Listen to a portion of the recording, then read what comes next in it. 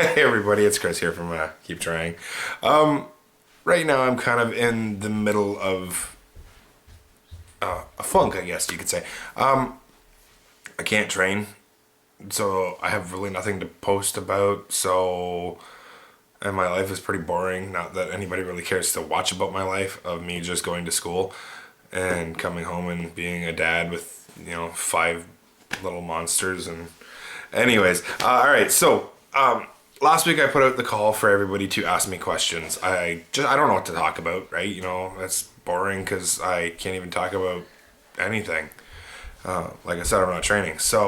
I put out the call on different social media platforms, Tumblr, Facebook, and Google Plus, and I got some pretty cool ones, and I got some.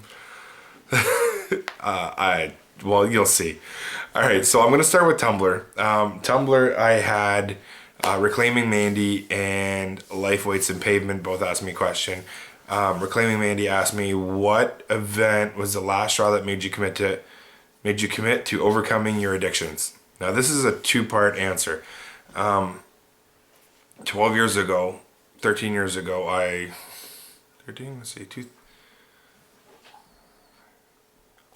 14 years ago, I was involved in a car accident.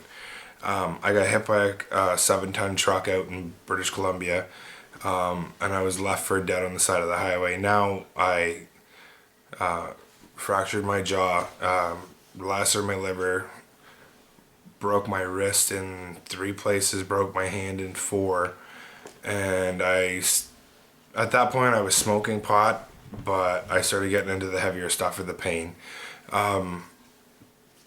Jump ahead a few years, 11 years ago I met my wife, and she gave me the ultimatum: it's either her and the kids or the drinking and the partying and that whole lifestyle. And I chose her and the kids over the parties and everything else.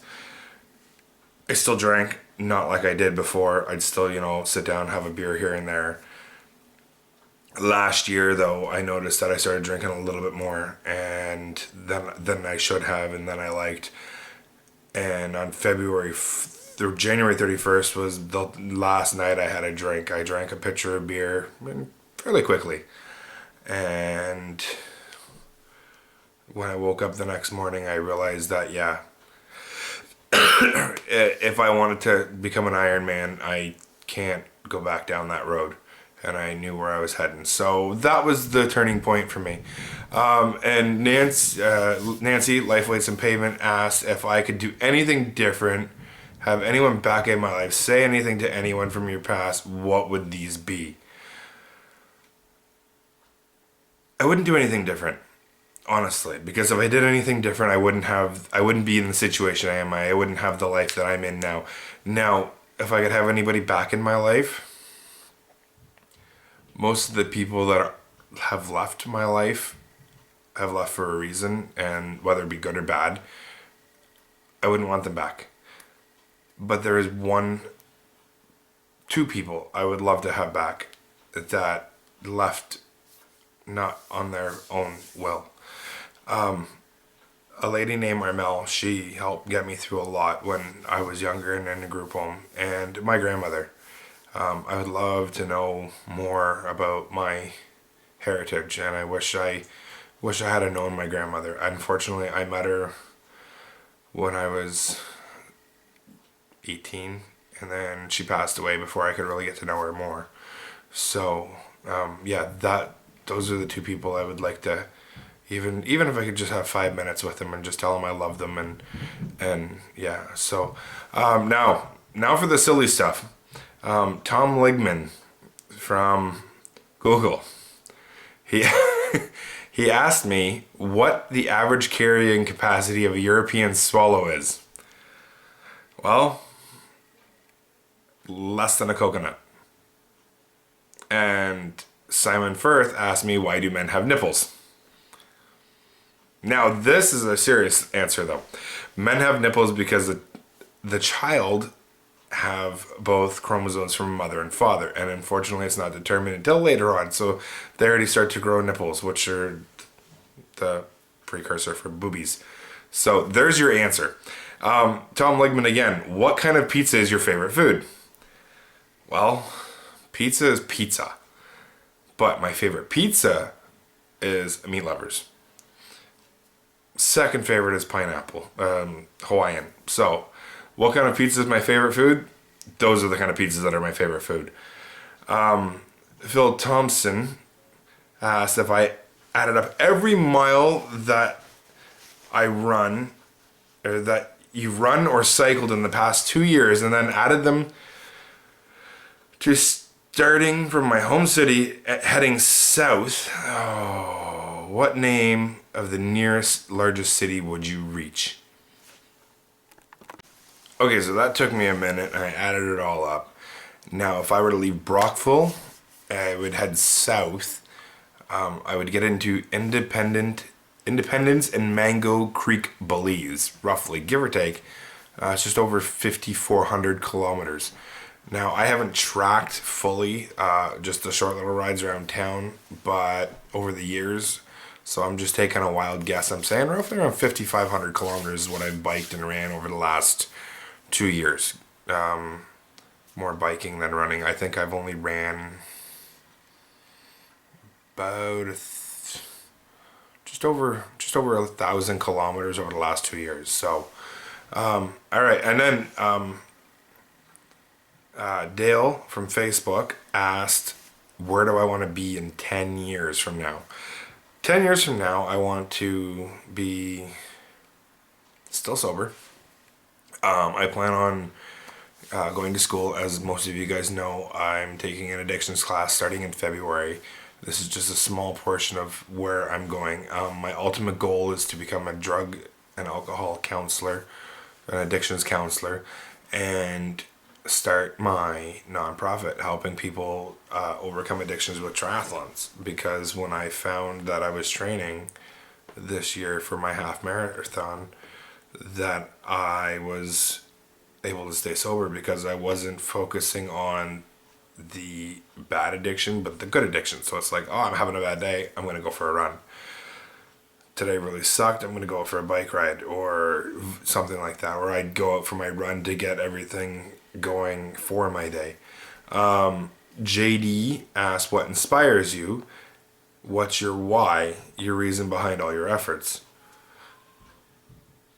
What inspires me is my children, my family, and my sobriety.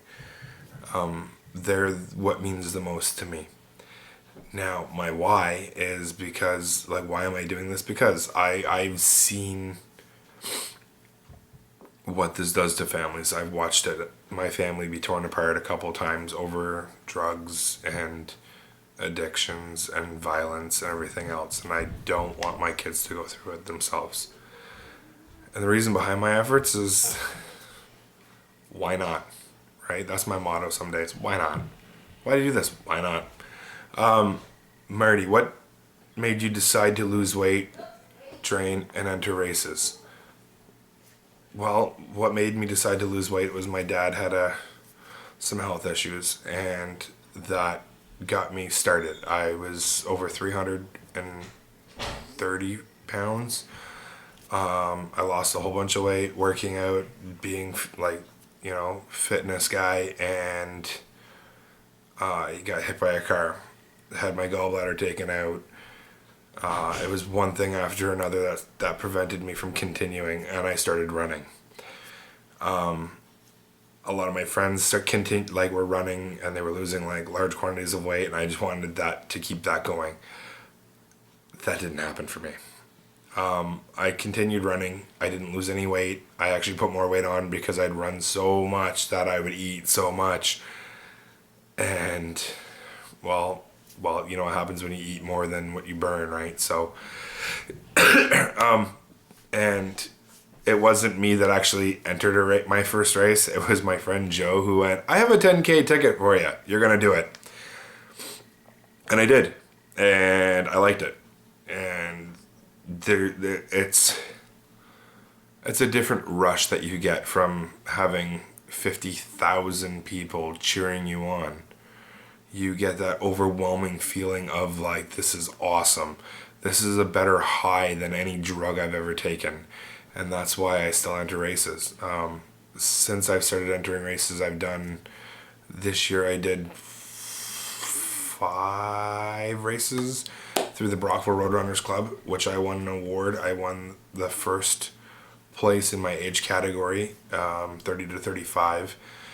I did a half marathon this year. I was going to do an Olympic distance triathlon, but due to injury from my wife, actually, because I took her running with me, due to her being injured, I had to take care of her and do her part of the parenting duties along with my own part too. So it was a little harder, and I wasn't able to train as much. So now I'm in January, if I can get the all clear from my doctor, I will be starting my training and doing my first half iron distance triathlon in September.